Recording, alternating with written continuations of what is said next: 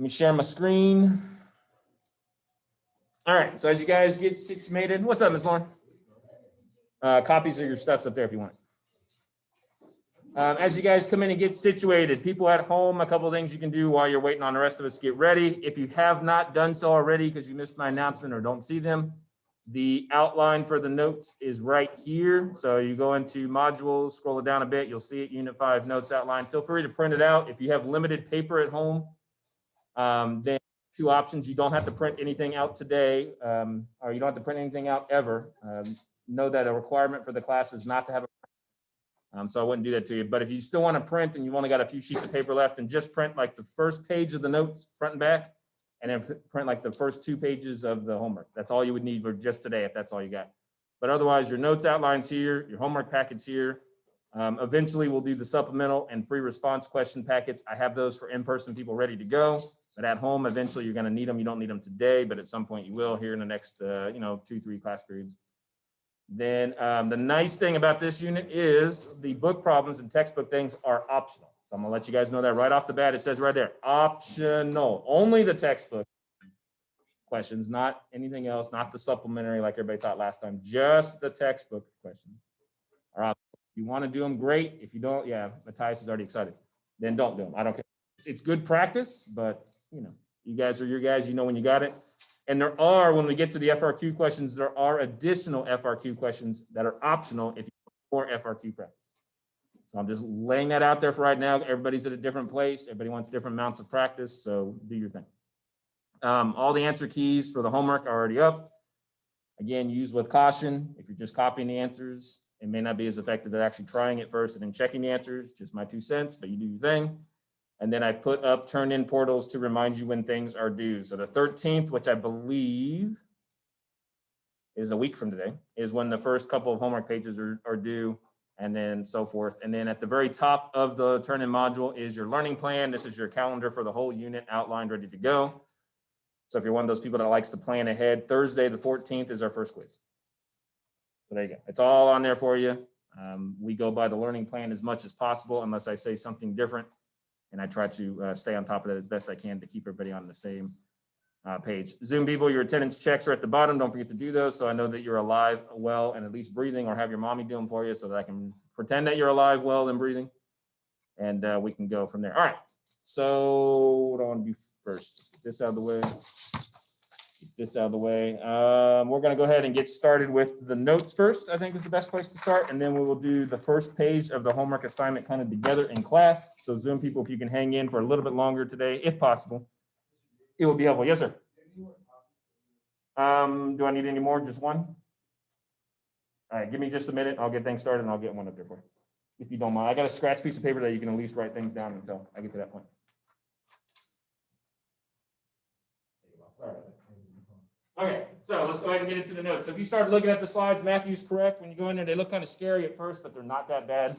This probability, I don't think, is as horrible as the last probability because this follows a formula, this follows a system, this follows a pattern. And for those of you guys that have good math brains, you're going to like that, I think, a little bit better. So we're going to start with discrete distributions. If we kind of remember a little bit of what was going on in August, I know it seems like a year and a half away, but discrete distributions are specifically talking about things that we can count. Okay, so like number of desks in the classroom, amount of money that you have, things like that, number of calculators we use, those are discrete variables. So we're going to start talking about probability distributions of those types of things. That's what the goal is for today. So at the very top of your notes, you'll see this in a second, Derek, is a formula chart. The first little row here is probability formulas from the last unit. So this is the probability of A or B is equal to the probability of A plus the probability of B minus the both. And then reminding you the conditional probability. So probability of A given, we know B has already happened, is the probability of both minus the give, or divided by, sorry, the given, which is probability of B. We're not going to use those today, but they're on there in case you need them. The only row we're going to focus on today is this one right here, the discrete random variable X row. We're going to talk about how to find the average. We're going to explain what all the Greek means, and the same thing here for standard deviation.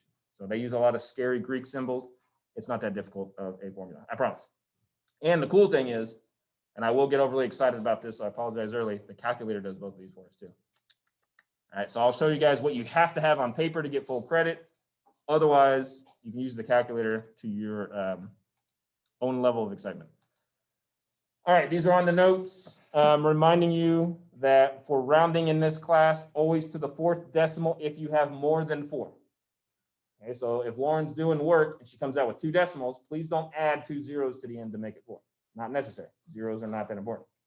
If you only have 2 decimals, then you only got 2 decimals. If you got 15 decimals left over, then round it back down to 4. Does that make sense? Because I had some people last semester like, Mr. G, it came out to 15.23. Do I need to put 2 zeros at the end? No, I don't need it to be 4 decimals unless you have more than that. Also remember, this is important because I'm a big victim of doing this too if I'm not careful.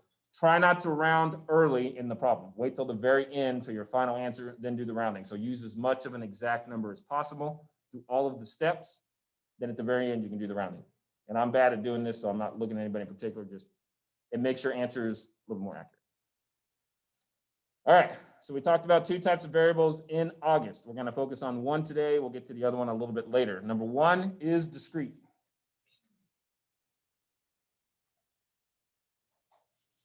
And as soon as we get to a spot here, Derek, where we're like doing some calculations, I'll run over and grab you one of it. So discrete, again, is where you are counting some sort of random variable. Okay? Number of desks in a classroom, number of courses you're enrolled in, number of whatever. It's an actual finite number, all right? Doesn't mean it can't be decimals. It just means there's nothing in between. There's no give or take in the variable. It's either this or it's not. Okay? It's very, like I say, it's very discrete. That's where the definition comes from. So anything you would count would fall under this category. We talked about this like late August, early September. The other type of variable we talked about is continuous. That's everything else that's not included in discrete. These are things you would measure. Okay, heights, weights, speed, that kind of stuff is going to be continuous because there's all sorts of variables in between our numbers.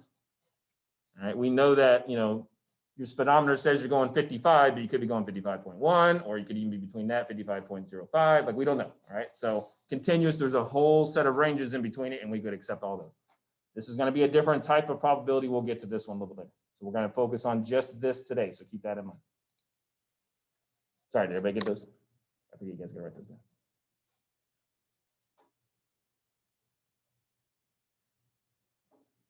And if you missed anything, Derek, I have it all like on my notes too. So you can borrow to catch back up later with stuff like that.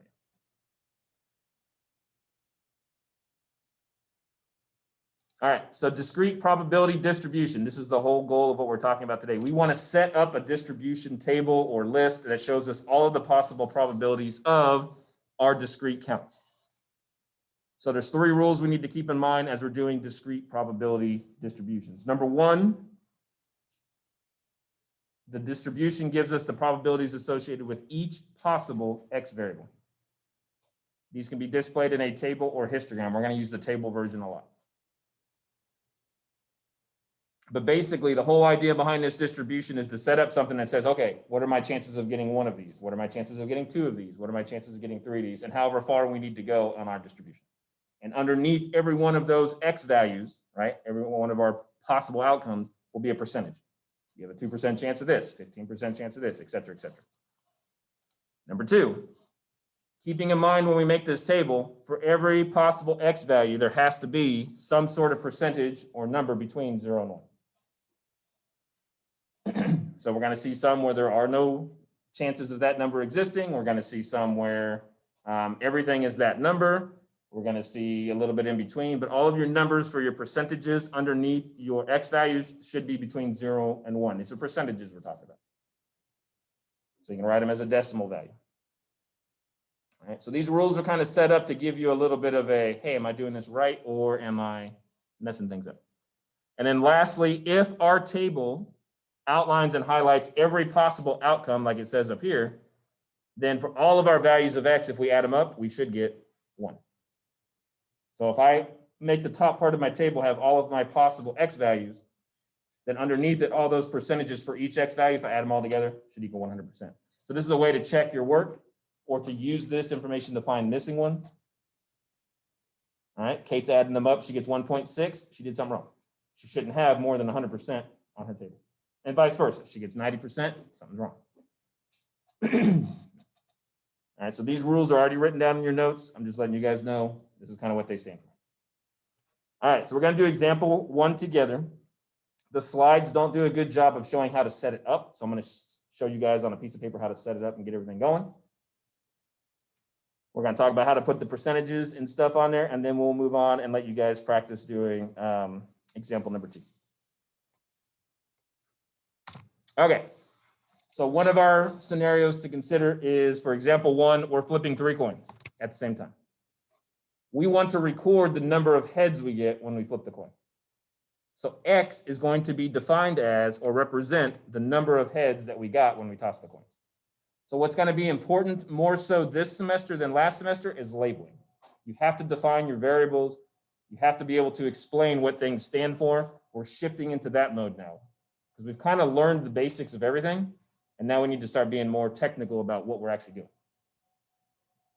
So when you make one of these tables, you need to say where X is equal to and put what it represents. In this case, number of heads tossed or number of heads on the coin or whatever.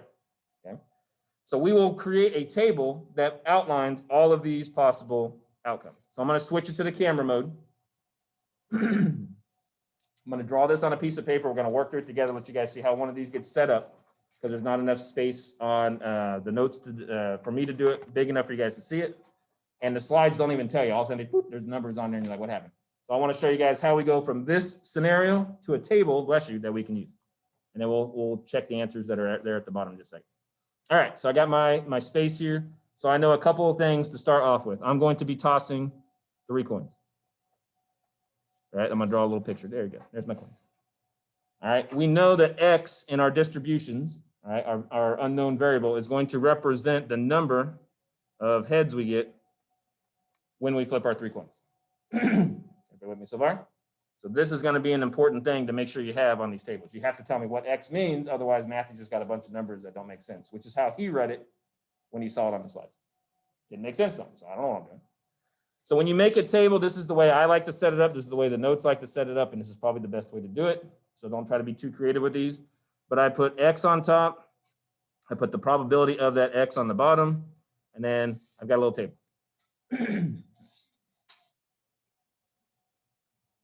So when I go to flip 3 coins, we have to decide discretely what are all the possible X values I can get to represent the number of heads I get when I flip 3 coins. I know it's a mouthful, but basically when I flip 3 coins, what are all the different numbers of heads I can get?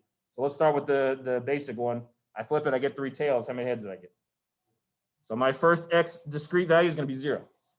It represents flipping 3 coins, getting no heads. You okay with that?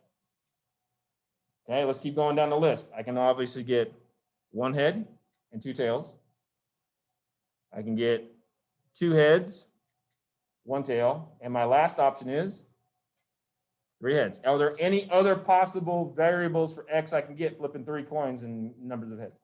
That's it. So sometimes your table is going to be large, sometimes it's going to be small. So then what I do is just kind of separate them a little bit. Underneath, we got to put the percent chance of these happening. So we do have to dig back into December's probability, just a smidge, and remember how to do all these things. So what are the chances of getting a head or a tail on the coin? Right, so the probability of a head or a tail, doesn't matter, 0.5. Are you okay with that? So let's look at scenario number 1. I'm going to get 0 heads when I flip the coin. So it's going to look like this. I have a 0.5 chance of it being tails, a 0.5 chance of being tails, and a 0.5 chance of being tails. All 3 coins were flipped at the same time, so these are going to be multiplied together.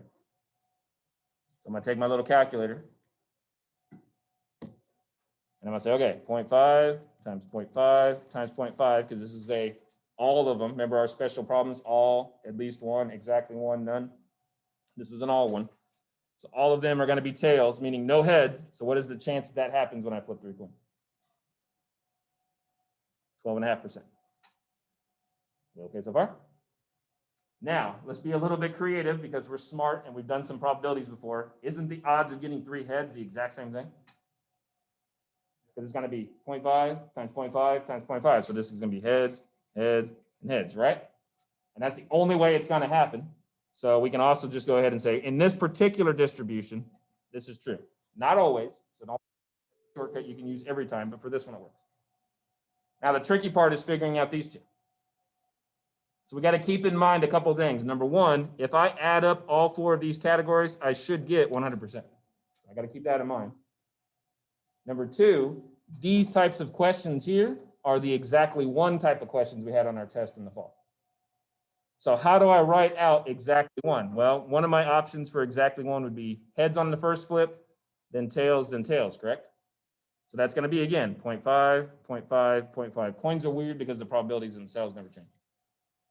Now, is this the only way to get 1 single head and a flip of 3 coins? Matthew's saying no because he remembers. What do we need to do, either using our shortcut or mathematically, to make sure we include every possible scenario?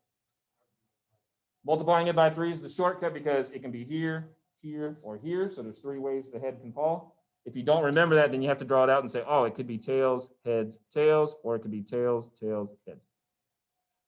They're all going to have what? 0.5, 0.5, 0.5, 0.5, 0.5, etc. So basically, we know this is 0.125, and then Matthew's correct. You can just shortcut it because there's 3 spots, so you know there's 3 outcomes. All right, so it's okay to use shortcuts. If you understand how it works, go for it. So the middle one here is going to be, number 1 is going to be 0.375. All right, if you want to be lazy, you can just add these up, subtract from 1, and get this one, because you know that it's going to be that. That's fine. You can also sit there and do another one of these. Look at it from the other direction so you don't confuse yourself. If you're getting 2 heads, you're getting exactly 1 what? Tails. So you can sit there and go, okay, it's tails, heads, heads, heads, tails, heads, heads, heads, tails, which is going to look exactly like this one. So it's still going to be equal to one of these being 0.125 because it's 0.5, 0.5, 0.5. And then again, how many different ways can that 1 tail sneak in there? 3 ways. So it's also going to be 0.375. I just want to caution you that when you're doing these distributions, don't always assume these are equal. It just happened to work out that way on this particular example. All right, so let me pause for a minute, let you guys digest this, look it over, what questions we have so far. Are we okay with the percentages that I got? Are we okay with how my X values were written down? Do we understand what it means? Are we confused yet? Let me help you guys out.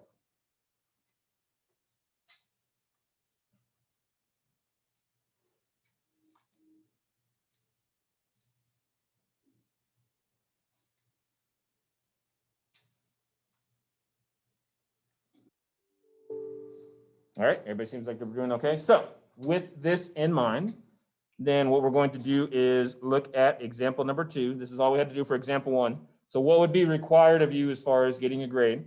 Obviously, filling out this table would be important. All right, so whatever is missing, and then make sure you include what X stands for. So Matthew can't just give me this table because I don't know, what's that mean? Number of times he goes to lunch a week. I don't know. How many times he visits Whataburger after class? It could be anything, right? Because we talked about that before. He has to Mr. G. tell me now, X represents heads. He doesn't have to tell me he flipped 3 coins. I can figure it out. Oh, okay, he got 3, 2, 1. Okay. Mr. G. Because we get in a hurry, we want to do the fast. Yeah, well, Matthias, what you got, buddy? Wait, why did you multiply by 3 on the 1 and the 2? This one here and this one here? Yeah. So if you look at just by itself, right? Number 1 represents only getting a single head, and then the other 2 coins have to be tails. So if I do just one of those, 0.5, 0.5, 0.5, that gives me my 1.125. But we got to remember from December probability, this is only one of 3 possible outcomes that could happen. Right. You can have one in the middle, or you can have one at the end. So that's why I multiplied it by 3. So you can either add up all of them individually, or if you understand where the shortcut comes from, you can do it here and then again over here. All right, got it. No problem. Good question. All right, any other questions? Awesome. Okay, so let's look at example number 2. So let me go ahead and get back to the digital slides for a minute. So like I said, the digital slide goes from here, and then magically it shows that. It didn't show any of those steps. I just wanted you guys to kind of have a workaround and see, how do I set these up? What do these look like? Where am I coming from? Why does Mr. G get these weird percentages? All right, so I wanted to we'll go through that. So hopefully now, as you guys are looking at these, they make a little more sense. It's not just random like X values and numbers and everything else in between. All right, so let's do another one together. I don't have to go on the piece of paper on this one because it's already pretty much filled out on the screen, and you guys kind of understand where things are coming from. So let X be the number of courses. So again, first thing we do is define, what does our X represent? So this represents the number of courses for which a randomly selected student at a university is registered. All right, so each one of these X values is the number of courses. Underneath it is the percentage chance that that randomly selected student has that many courses that they're registering. So if I just go to UNT, grab a student at random, if this happens to be that college, hey, how many classes you doing? I got a 16% chance you're going to say 6. Now, here's one thing to think about, just to get you guys thinking outside the box. How come there's no 0 on this one?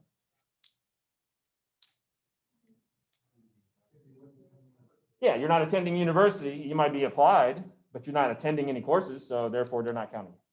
So there's no 0. So they're saying on this particular distribution, the maximum number is 7, which is probably like 21, 22 hours. That should keep you busy. For those of you guys that are go-getters. All right. So in this particular case, there's no 0. Doesn't mean that all distributions will have no 0. This one doesn't, because it doesn't make sense to them to have a kid walking around on campus who's not in the class. All right. So these are nice and easy to solve, much easier than you think, because all you have to do is just figure out what's missing or add and subtract as needed. So for the first one here, probability that the number of courses equals 4. Well, it's missing. So how are we going to find the missing number? Yeah, everything is 1. So add them all up and subtract. Very good. So if I know the whole row there, 0.2, 0.2, 0.3, 0.9, the missing one, 0.4, 0.16, and 0.05, I know all of those are supposed to equal 1, right? That's our rule number 3. Then if I'm just missing 1, which the AP people and us love to give you guys like it's a big challenge, but we do it anyways just to annoy you.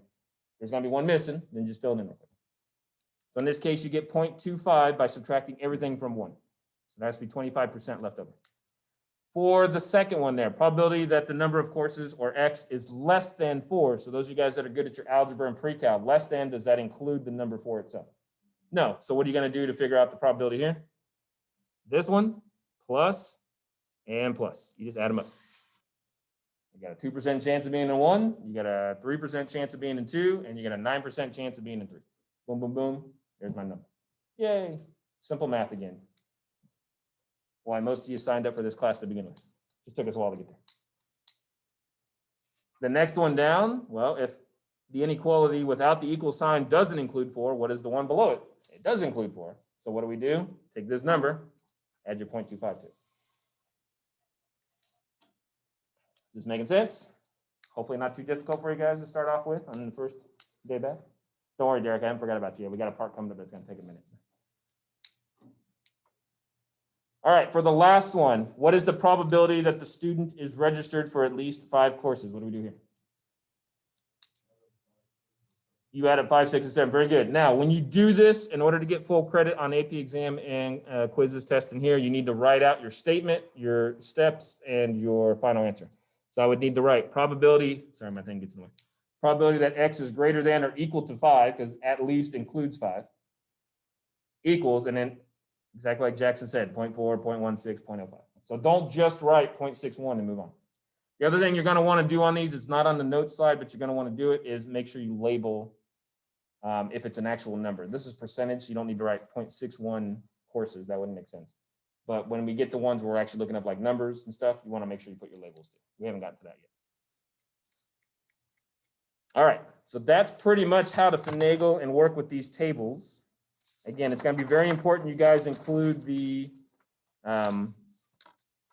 probability statement down there at the bottom, that P parentheses X greater than or equal to 5. Like that's going to be essential that that's in there. I know it seems tedious, boring, unnecessary, but that's what they're looking for. Okay, we're past the point now where you guys are learning some of this stuff, and we're now looking for how well do you understand what's going on. All right. I'm going to go grab the copy of the notes really fast, take a 2-minute pause break, because the next part's going to be less fun. If you don't have a calculator, you're going to want to get one ready. Go for it. I'll race you back. I think I have like my master copy. I'll just give you that.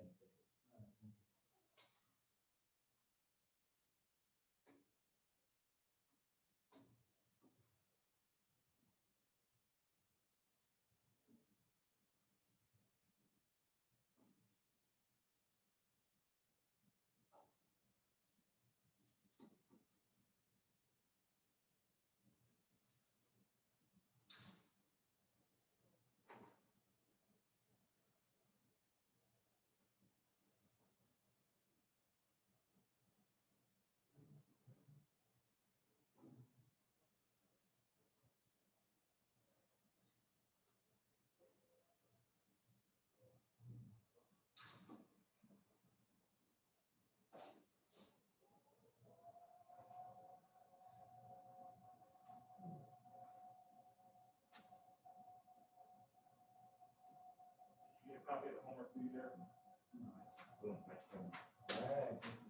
there's that. You can see some of the stuff there written down. I have a stapler I can use. Okay, so let's talk about how to find the average and standard deviation of these things. We will do it the hard way first because when we cry through it, we learn a lot more than if we do it the easy way. But then after I show you the hard way, and I will do it with you, then you're welcome to do it any method you like as long as the steps and stuff are taken care of. So let's talk about the Greek language that's on here on this thing. So for the formulas, it tells you that your average is equal to, so here's my average, the average of my distribution x is equal to that sigma symbol, and then it has x with a little I on it times a capital P with an x.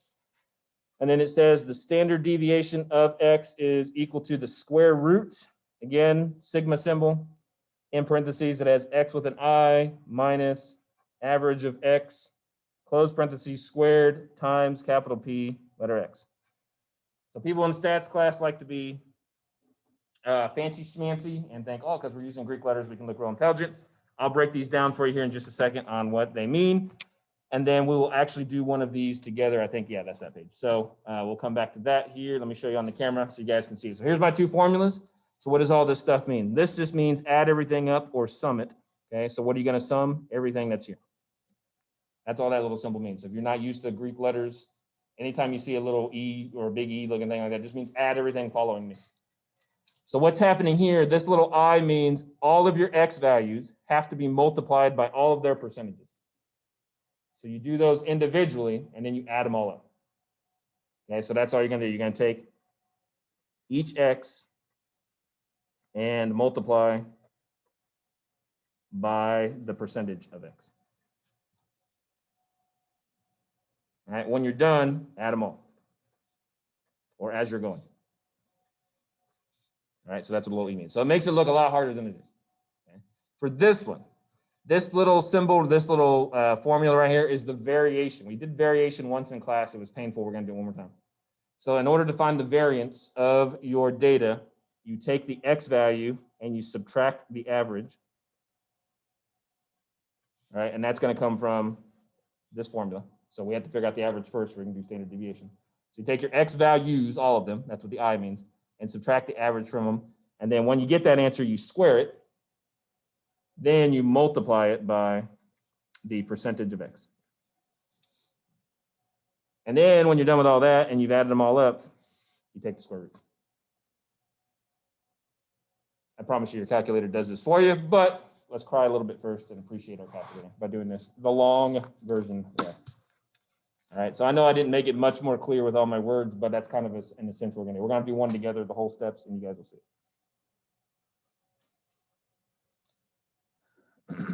All right, so I'll put the numbers up on the screen here in just a second. We're going to find the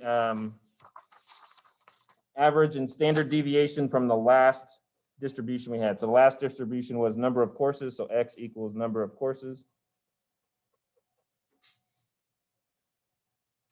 All right, and we had a table X, and then the probability of X, and then we had what are our 1, 2, 3, 4, 5, 6, and 7. These are on the back of the first page of your notes if you want to look at them. And then underneath it, we had percentages. We had 2% for one class, 3% for two classes, 9% for three. We found out that 0.25 went into that one. 40% were here, 16% were here, and 5% were here. If we wanted to be really thorough, we could add all those up and see the equal one. Trust me, they did, because we already figured that out. Okay, so what we're going to do now is, okay, what is the average of this going to be? Well, if we follow the formula, we have to take each X value, multiply it by its percentage, and then add them all up at the end. So what is my first X value? 1. What is its percent chance of happening? 0.02. Do this again. Next X value, 2. What is its percent chance? 0.03. Keep on going down the list. Next one up, 3. It has a 9% chance. This is a weighted average if you've ever done one before in a science class. This is 4, 25%, 5, 40%, 6, 16%, 7, 5%. All right. Even though I show you guys the shortcut in a calculator in a minute. You still have to write these steps out every time you solve one of these. You don't have to actually like do what I'm about to do in the calculator the slow way first, okay? Because there's a shortcut I will show you, but you do at a minimum have to write all these steps out. I need to know Matthew knows all of the little doohillies, whatever you want to call them. All right, so let's do it the manual way first, and then I'll show you guys the glorious shortcut that will forever save you time to spend more time on your phone doing nothing. All right, so 1 times 0.02 plus 2, 30%. I'm just gonna go through my list here. Watch out for typos. I'm very bad at this. So I'm forgiving when other people do it. And then last one, 7 and 5%. All right, so once I add all that up, press enter, I get 4.66. So the average for X is equal to 4.66. Since we're actually talking about an X value and not a percentage anymore, this is courses. Don't forget your labels. So all of this is required to get full credit on your average. How you figure out the answer in a second is up to you, but actually writing out your steps and writing out your answer required for full credit. All right, the pain's about to begin. You ready for this, Kate? Yeah, you sound excited. All right, so for standard oh, sorry, is anybody still writing? For standard deviation, remember, according to our formula up here, we got to find the variance first by taking X minus the average, squaring it, then timesing it by its percentage, then adding them all up, then taking the square root. Here we go. I'm going to ignore the square root symbol for a minute because it's going to look big and ugly. So what is my first X value to look at on my chart? It's 1. What was the average for our problem? We're going to use it over and over again. 4.66. So it's going to be 1 minus 4.66. In parentheses, we're going to square it. And then when we figure out that answer, we're going to multiply it by 0.02. That's the first one. Let's keep going. Plus, do the same thing with 2 at 3%.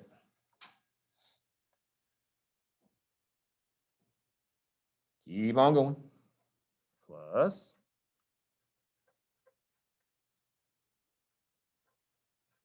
the 3s. Luckily, you do not have to write these out every time you do this problem on the standard deviation. You can just give me the answer.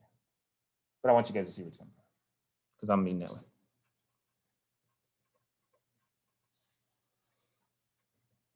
All right, so we have 1, 2, 3, and 4 done.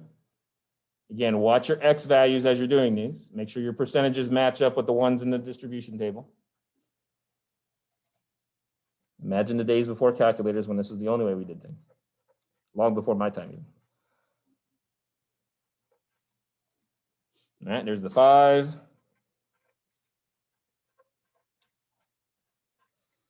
There is 6, and lastly,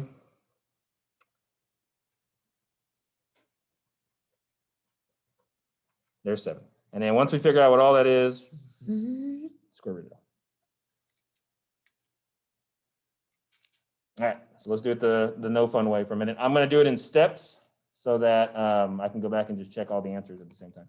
So I'm just going to do the first one here. So, oops, not that button.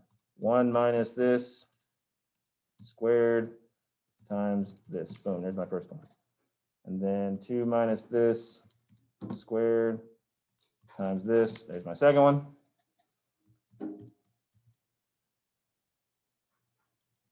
Get my parentheses. I don't trust the calculator. It probably works fine, but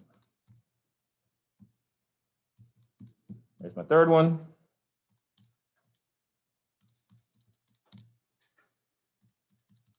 Fifth one, is that right? Or sorry, that's the fourth one there. So is that right? 4 minus, yep, okay. Fifth one. Again, watch your typos. Sixth one.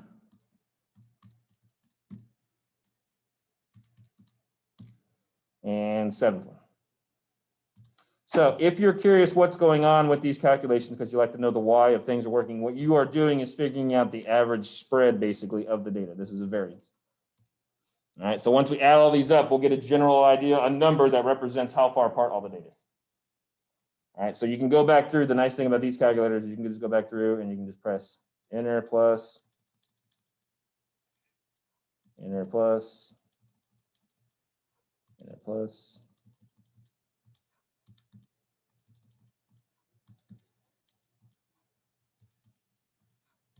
Boom, there's our answer.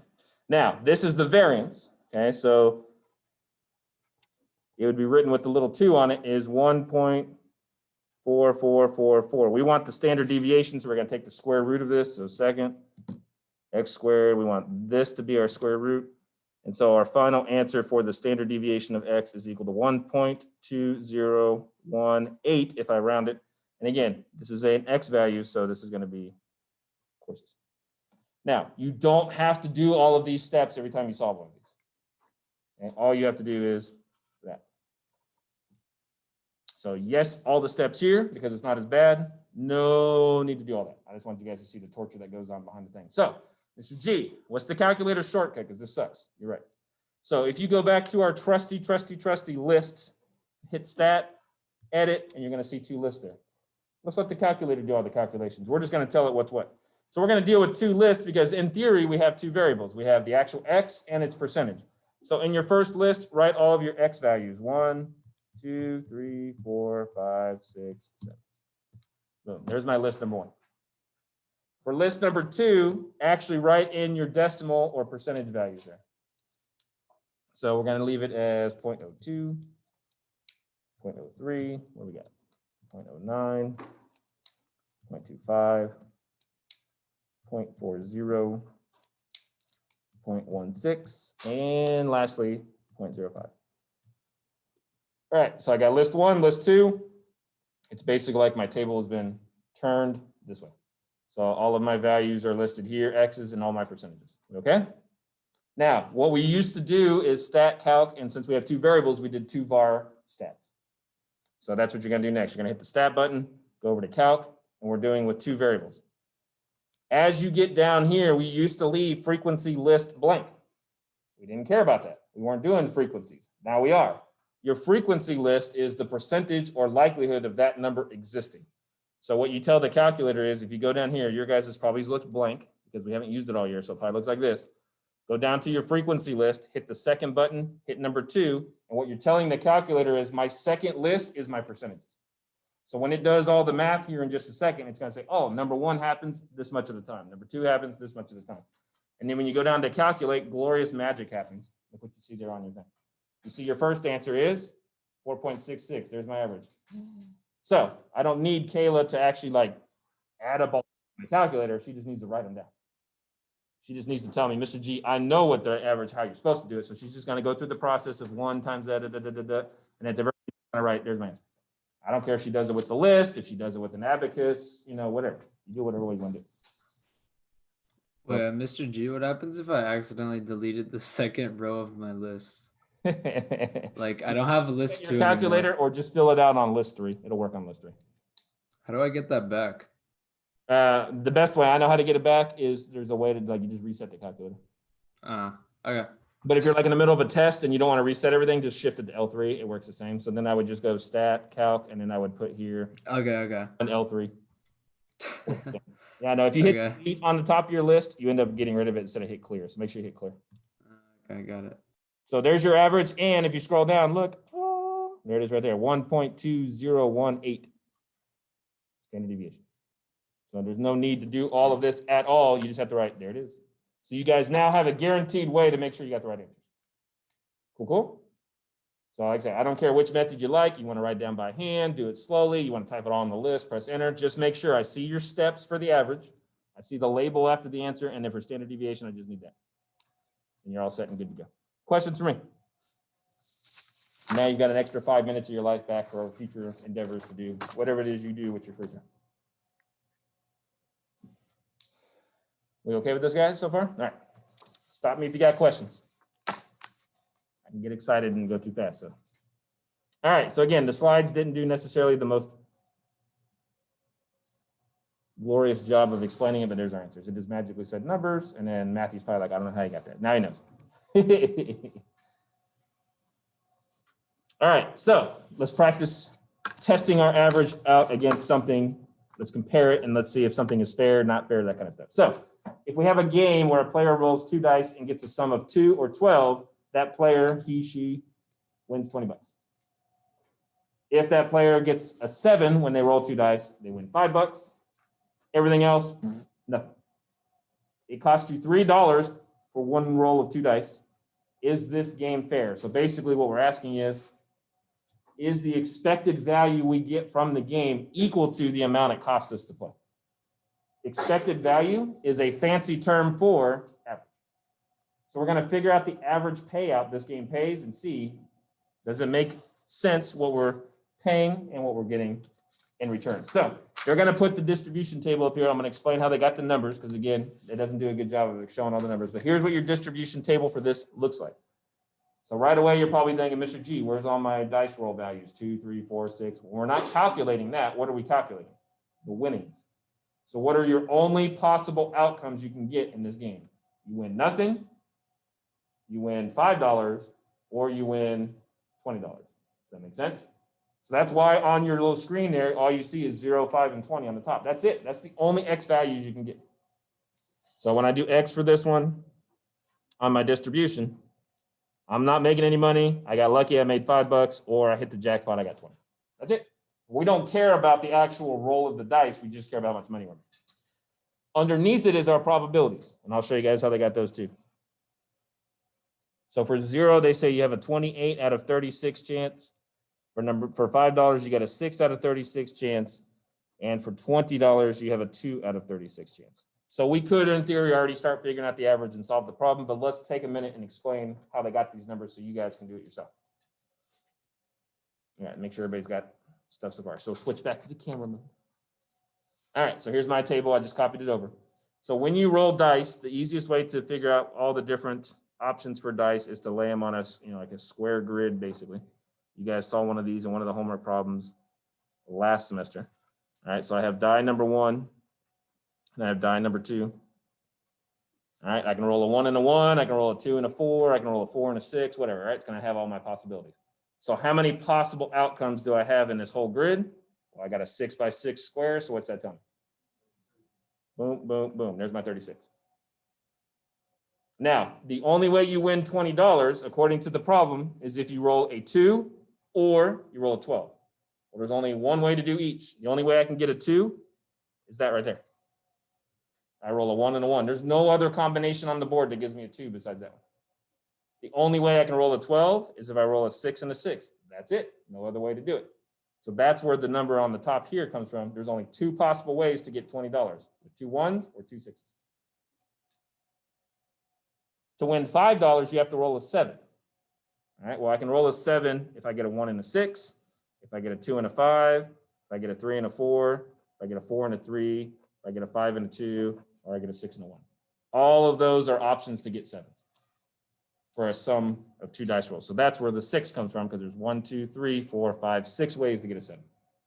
So that leaves me with 28 other options all throughout the board where I don't win squat. So that's where those numbers come from. Again, the slides didn't really explain it. I wanted you guys to see where those numbers came from. So now what we want to do, all we care about is what the average of this distribution is, because we want to know, is this game fair? If Mr. G is going to play $3 or pay $3, I'm sorry, for each play, is he got a fair game? Well, we know the first number is 0, and there's a 28 out of 36% or a fraction getting that one. We know that answer is going to be 0, but I'm just writing it down because you got to show your steps. Plus, I could win $5. There's 6 out of 36 ways to do that. And lastly, I can win $20, and there's 2 out of 36 ways to do that. So these are my all possible outcomes. Remember, take your X values times your percentages and figure it out. You can make a list for this if you want, but I think it's easier just to type it into the calculator real fast, because do we even need to calculate this one? No, it's just 0. So you can just start here. 5 times 6 out of 36 plus 20 times 2 out of 36. Boom, there's my answer. So my average payout for this game, since it's money, we're going to use the $sign, 194. I'm going to add a few more decimals to be weird, but there's my label. So again, I'm including everything I need to have for full credit. If I had to create the board, I would say where X equals money 1 or something like that. I don't need to do standard deviation on this one because all I'm trying to do is compare the expected value to the payout. So it cost me $3 to play the game. On average, I expect to make that much each roll. Is this game fair? No. I mean, Kate might get lucky. She might roll twice, pay $6, win 20. And she's going to tell her friends, hey, big winner. And then their friends come over and they all suck at it and I can make all that money.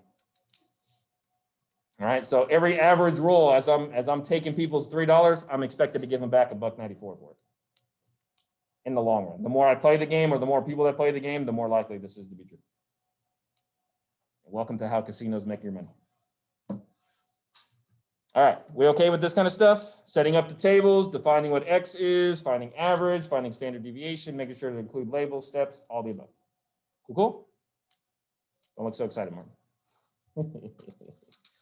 Okay, so now that we understand how these tables kind of work, let's talk about the transformations and combinations. If there is a tricky part today, it's making sure you understand the difference between the two, because the formulas themselves are not difficult, but knowing when to use a combination versus a transformation can be difficult. So I want to make sure we explain that. So the final answer on the last slide is no, it is not a fair game, since the average of $1.94 plus a couple extra decimals is less than it costs to play the game.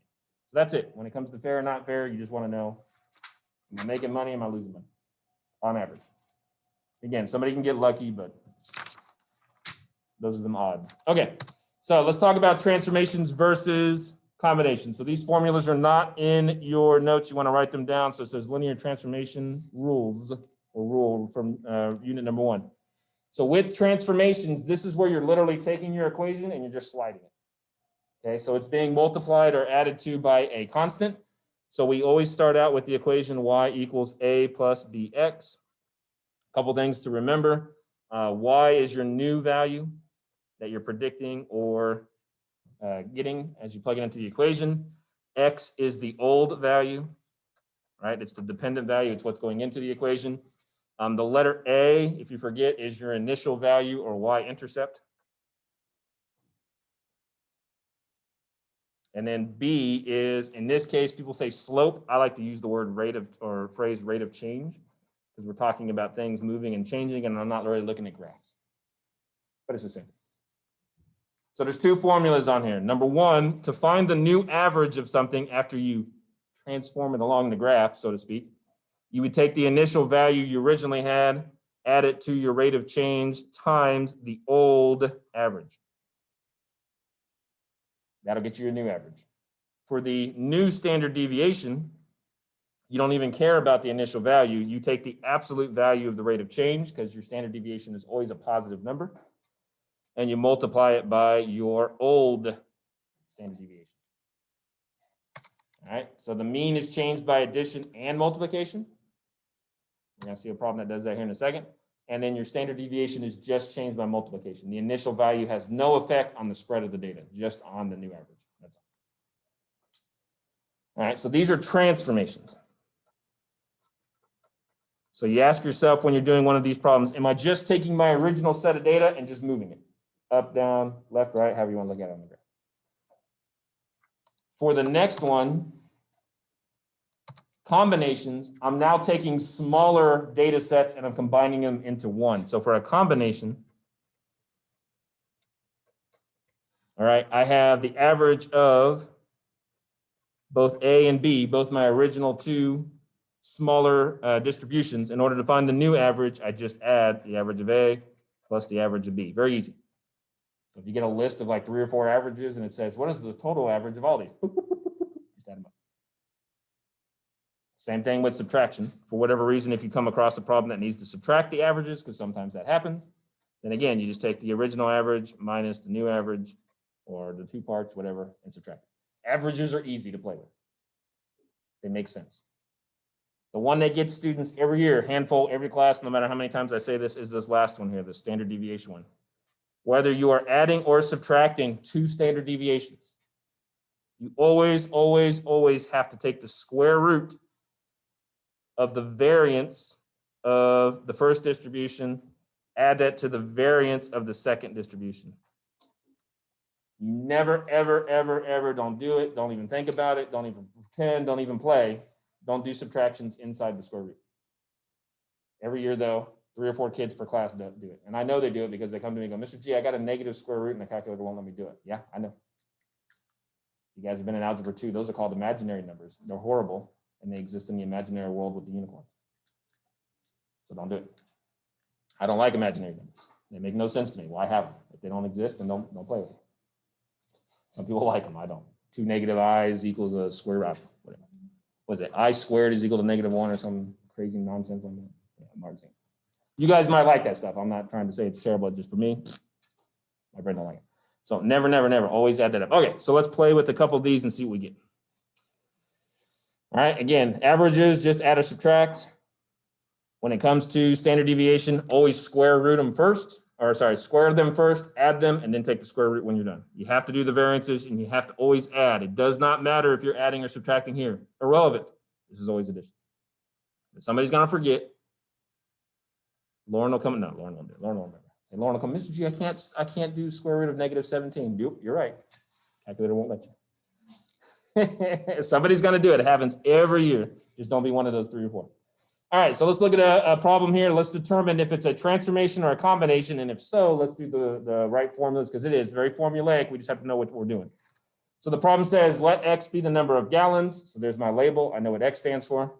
Required to fill a propane tank. Suppose that the mean and standard deviation is 318 gallons and 42 gallons respectively. A company is considering the pricing model of a service charge of $50 plus $1.80 per gallon. Let Y, so now we're looking for a new average, be the random variable of the amount billed. What is the mean and standard deviation of the billed amount? So we're looking for a new average and a new standard deviation with this pricing point included into it. So a couple of things I want to write down as I get comfortable with what I'm doing here. All right, here's all my formulas. Here's what all my letters mean. I want to figure out, okay, obviously I'm looking for a new average of Y. So what was my initial value in the equation that I'm going to charge everybody no matter what happens? If they need half a gallon or if they need 5,000 gallons, what am I charging everybody? $50. So I'm going to write over here that my A value, just for reference, is $50. You don't have to do this. I'm just offering a suggestion. What is everybody getting charged as the rate of change? What is the price per gallon basically on this one? $1.80. Again, you don't have to write these if this makes sense to you. I'm just giving you guys an example to go back and look at so when you do your homework and quizzes and tests, you know what you're doing. All right, it did tell you the original average and standard deviation of your problem. It said the average originally was, what did it say in there? 318 gallons. And it said the original standard deviation was 42 gallons. That was at the very beginning of the problem where it says respectively. So we have an original average, original standard deviation, an A and a B. Guess what? We can use our formulas now. So we can plug things in. So what is my new average going to be? Whatever A is, which is 50, plus whatever B is, which is $1.80, times whatever our original average was, which is 318. So basically what we're doing on this problem is we want to find out, on average, how much does this company charge people for propane? Because they already have an average that they give people. We give people an average of 318 gallons when we go out there. So they want to know how much are they making on average. So you just plug it into your equation, do your thing. So we got 50 plus $1.80 times 318. So $622, 40 cents. Hank Hill will be excited. Propane accessories. We okay with that? All right, standard deviation is even nicer because with standard deviation of Y, the formula is simple. Take the rate of change, multiply by the old standard deviation. So what's our rate of change, or what do we charge everybody per gallon here? $1.80. I'm going to put it inside the absolute value brackets. It's not important this time because the $1.80 is already positive, but if you had a negative negative rate of change, you wouldn't want to multiply by the negative. And then our original standard deviation was 42. So again, back to the calculator, 1.8 times 42. The math is as easy as it looks. Our standard deviation of Y is $75.60. So what we figured out as this propane company is we charge people on average $622.40, give or take a standard deviation of $75.60, positive or negative. If this was a normal distribution, and it did say nothing about this, but just hypothetically, If it was a normal distribution, then we would know 68% of the people would be between this number and give or take plus or minus this. If it was normal. It said nothing about it being normal, so we don't know. We can't assume that, but I'm just letting you guys know this is how all these things are starting to tie in now in this semester. We're going to start looking at everything we've learned and start putting it all into one group. All right, so this is an example of a transformation. So if you want to write it down in your notes so you don't forget, you want to go back and look, Mr. G's making me do transformations, that's what this is. The combinations are easier to do, but you have to watch out for them because they don't have a flashing neon sign that says, hey, by the way, we're combining things. All right, so if I look at the next example, number 5, that's a combination. All right, there's my answers again, Matthew. Now you know how those numbers are.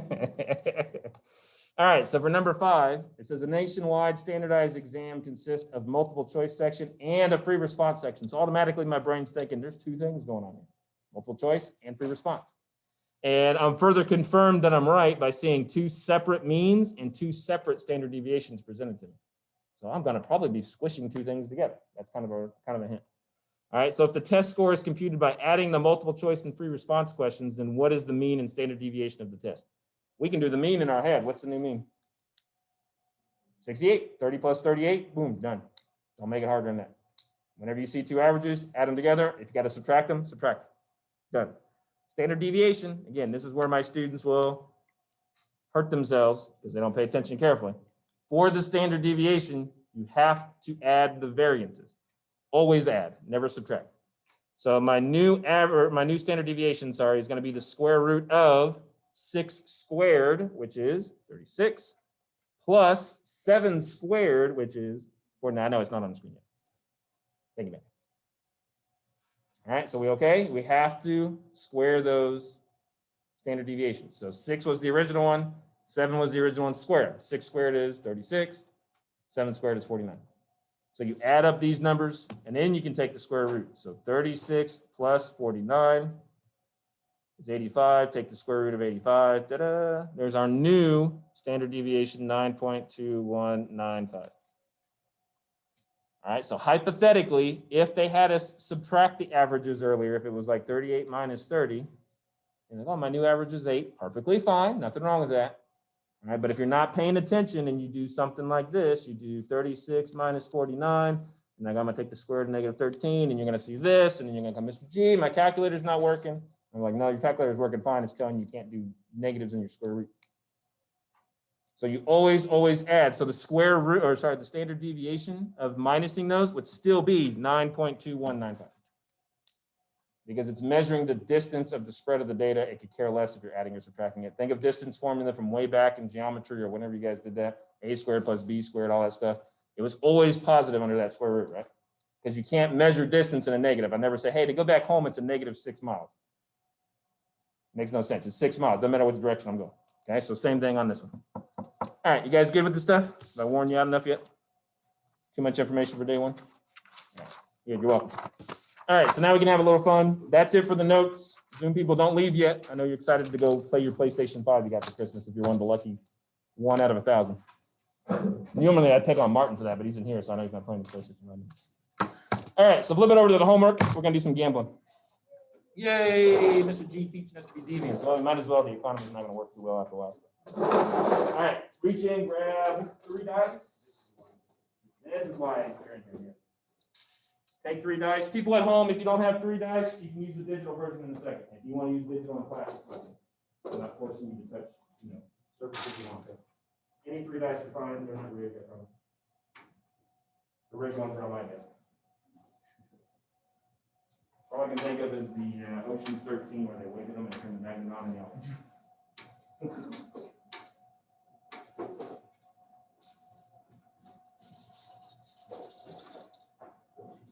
We'll be able to get this started, and then if you guys got to leave at 1 to go do stuff, and once you got the idea of how this works, then you want to stay and finish it here. When you're done, hold on to them. I have a different box. Put them all down to people tomorrow.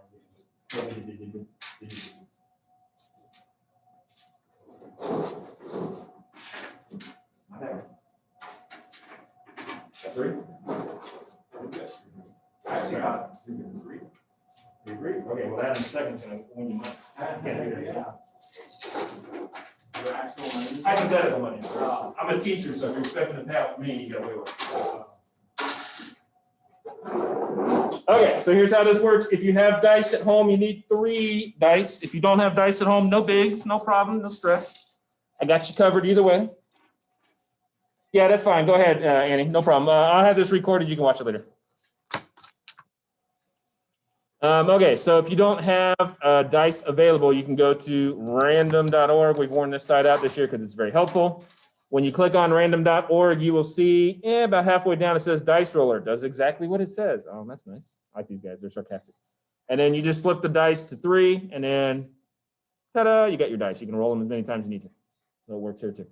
All right, so if you don't have physical die at home, then you're not left out. So there you go. All-inclusive learning. Mr. G's hitting all the check marks today. Okay, so your instructions say, we've already set up everything. If you roll the dice and end up with exactly 1 showing a 1, then you win $1, hypothetically. So something like this would get you $1. You got 1 1.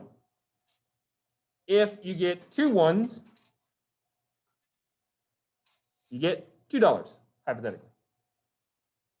To get the big money, you need the hard to get 3 1s.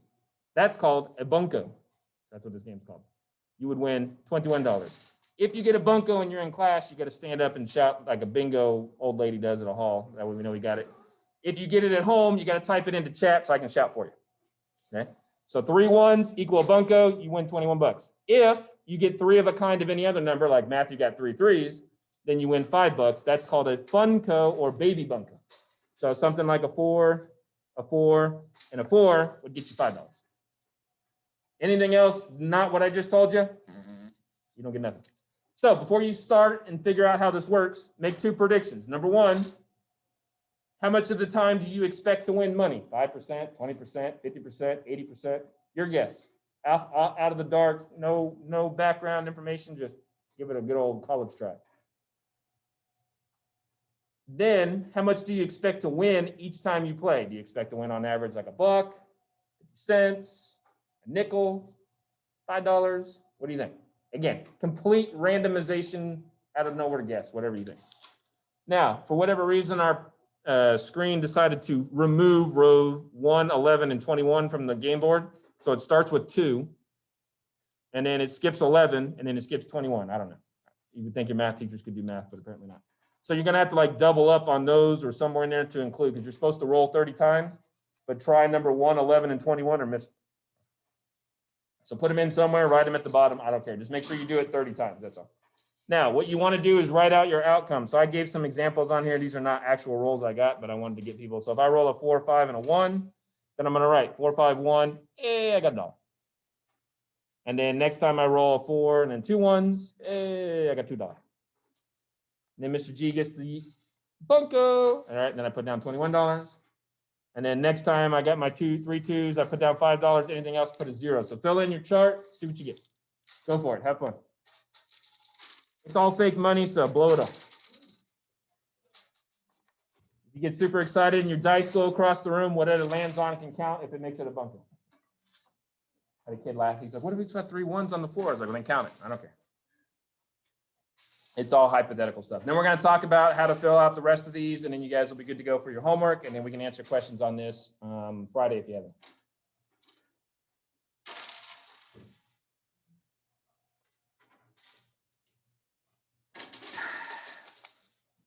Last year we were in groups, and some students set up like binders in a square and like rolled inside the binder so it wouldn't roll over the floor. If you want to do that, go ahead.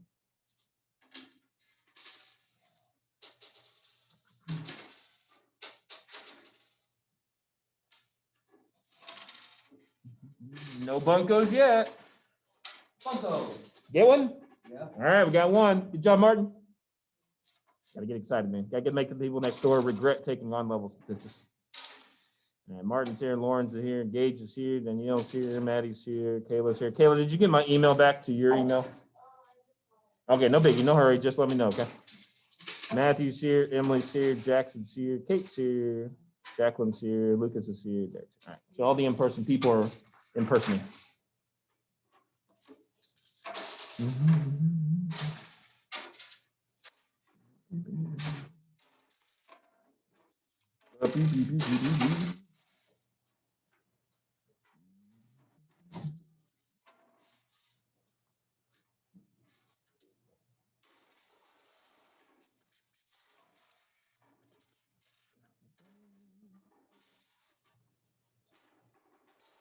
getting excited. Watch out, everybody. Do I have to do what? Sorry? No, just the bunko one. You can yell out bunko if it makes you feel better. Okay. I know how you guys are. You're very self-conscious of your, reputation, so you don't have to be the one. I was just hoping for the big winners to announce themselves. That's all.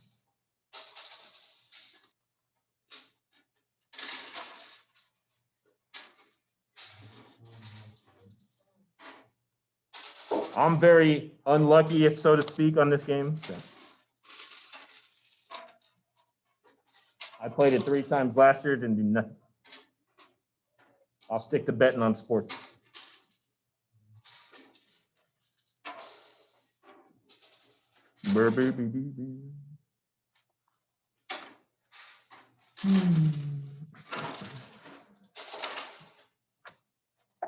All right, so finish up rolling your 30 results in. If you're not done, you're still good. I just want to keep things moving because I'm going to explain the last part on the front, and then the back will get you started, and then you guys should be set. Yeah. Yes. Okay, no problem. Yeah, so this is the actual class I'm recording. So yeah, you can just tell her everything's good to go. Yeah, and I'll probably post it sometime around 2:30, 3 o'clock. Yep. No, thank you. Because last class I forgot to record it, and I think everything's going. Yep, everything's going. So first period, 0 period and 5th period, for whatever reason, my recorder didn't start, but it's been going this whole class.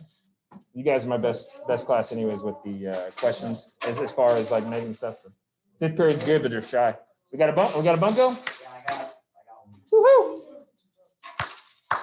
Here's some hypothetical $21 for you. Yes. What happens if we get one of the like baby bunkos? You can celebrate if you want, Matthias. Just because it's a baby don't mean it's not as fun. Okay.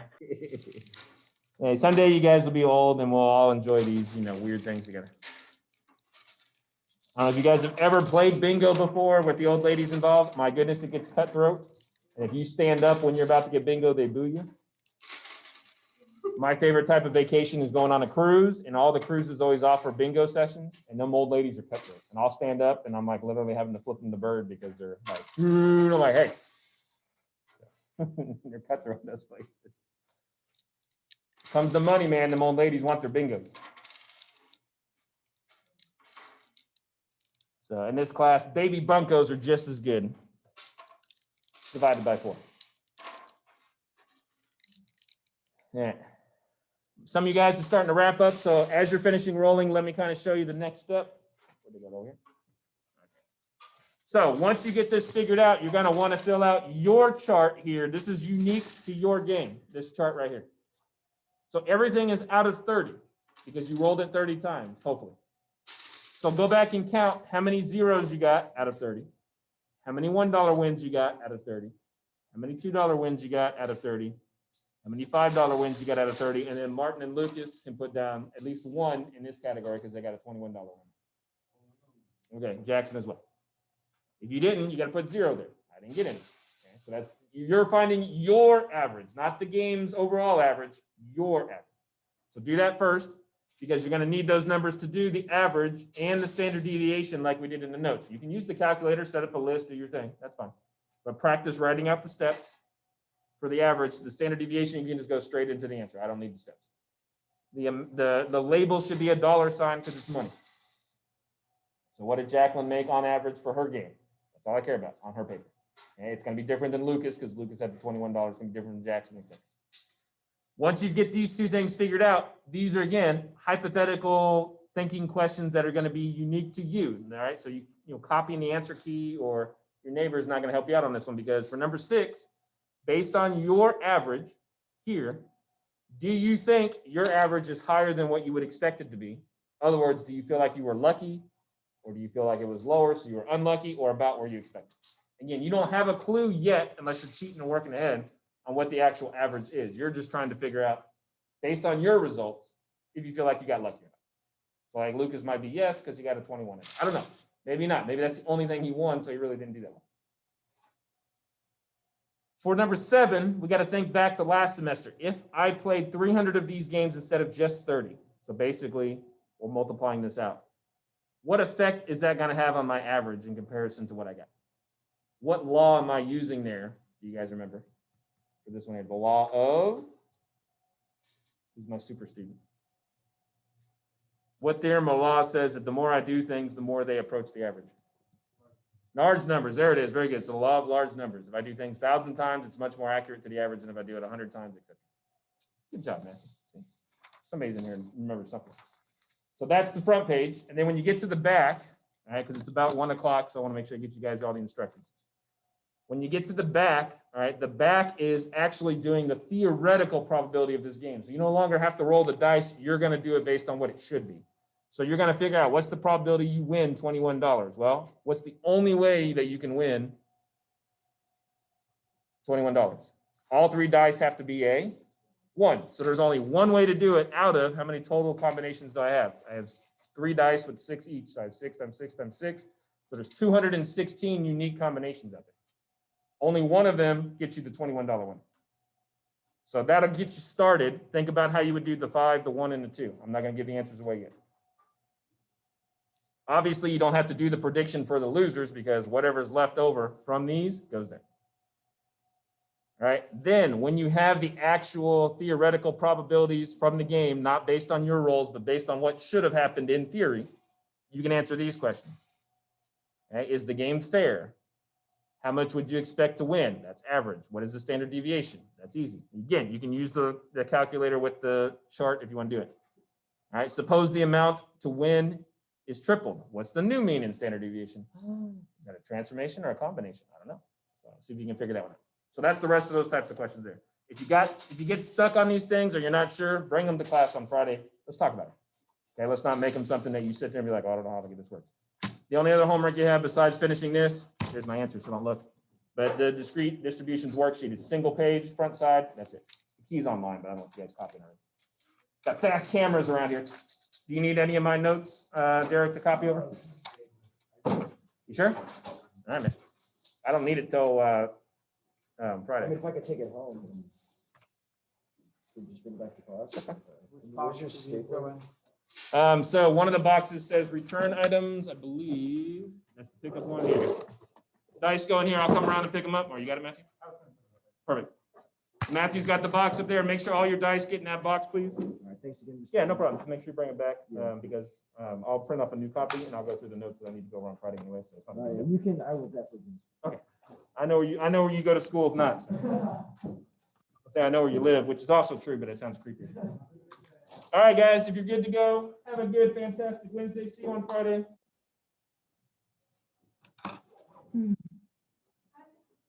Bye-bye. And trust me, Danielle, things will move fast this semester. You're going to think it's going to take forever.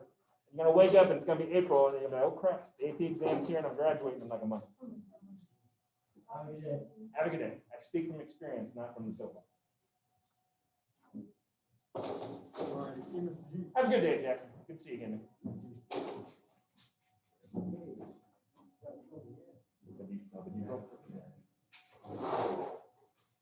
I know more than that. I mean, I just wanted to get the, well, I still remember it. Any other dice? Yeah, anyways, I have no problem writing.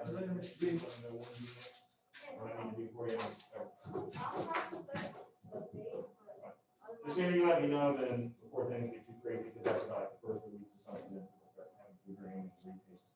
And right now, my life is the least busy because we've made all the lesson plans for January, and nobody's come to tutoring yet because they're not. Oh, that's true. So once the first quiz happens, things will start getting busy.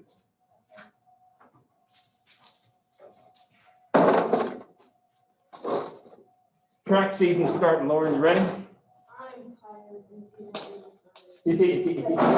That's so sad, but it's so sad. That's life. I was already tired like the first day back on Monday for you guys to get back. I'm like, great, I haven't even seen students yet. I'm already there. When's the weekend? I was really ready to come back. I was like, dude, it just, no. Why does he just start the year Yeah, so from my experience, it's weird. On the calendar, spring is like a week, I think longer than the fall, maybe two. Yeah, it's like this now makes tendency. Yeah, so one of them I think's that way, but it feels faster. The slowest part is this first part. So January through like spring break For me, is like the slowest part of the year, but once we get back from spring break, I mean, it's like, boop, boop, boop, boop. No, it's in the school. For me,